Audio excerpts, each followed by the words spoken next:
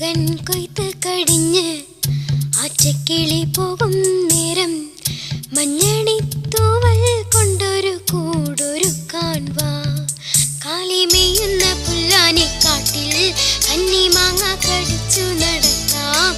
കാറ്റിൻ പാദസരങ്ങൾ കിലുക്കാം. കുന്നി മഞ്ചാടി കുന്നിലേറാം. വെണ്ണില ചന്ദനക്കിണ്ണം പുന്നമടക്കായലിൽ